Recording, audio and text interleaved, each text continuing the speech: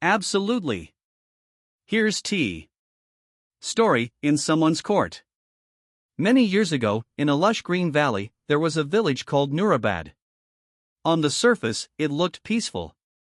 But the people there had a strange way of living. Small gains often led to big lies, and truth was a quiet, lonely traveler. In this village lived two brothers, Hamid and Nasir. Their father had passed away, leaving behind a large field, a deep well, and an old mud brick haveli. Hamid, the elder brother, was calm, honest, and soft-spoken.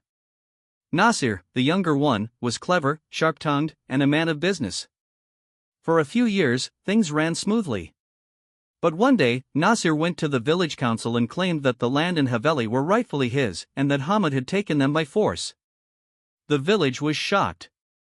No one had ever heard of such a dispute between the two. Hamid was devastated. He remained silent for a few days. Then, quietly, he said, "If Nasir believes it's all his, I will stand in court and let justice decide." A court was held in the village, with elders, a judge, and a handful of witnesses. Nasir presented documents, cleverly forged, yet convincing. Some of the witnesses were people who owed him favors or money, and they spoke in his support. Hamid had no papers, no proof. Just calloused hands and a heart full of truth. The judge looked down and passed his verdict. The land, the well, and the haveli all now belonged to Nasir. Hamid stood still. There were no tears in his eyes, just a deep silence, like that of a tree losing its last leaf. He turned to the judge and said, "I came to someone's court. The law is yours, the witnesses are yours, the evidence too. But the truth I carry lies in my chest. And that truth doesn't fit on any piece of paper." And with that, he wrapped his shawl around himself and left the village, walking slowly toward the distant hills. Time passed. In the coming years, Nasir's wealth grew, but his peace vanished. The land turned dry. The well dried up. The haveli began to crumble, its walls weeping with cracks. Nasir fell ill.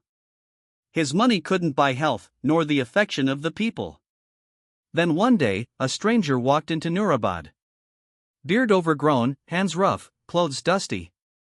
He walked straight to the mosque, called the prayer, and sat down to recite the Quran. People gathered. They recognized the stranger. It was Hamid. One by one, they came to him. Some apologized, others cried. Even Nasir, frail and bent, dragged himself out of the haveli and collapsed at the mosque's doorstep. "My brother, forgive me. I lost, you won." Hamid embraced him and whispered, "Yes, I lost, in someone's court. But today, the verdict was given by a higher court. And in that court, truth never loses." Moral: courts of the world may rule by evidence, influence, or appearances. But the true court, th.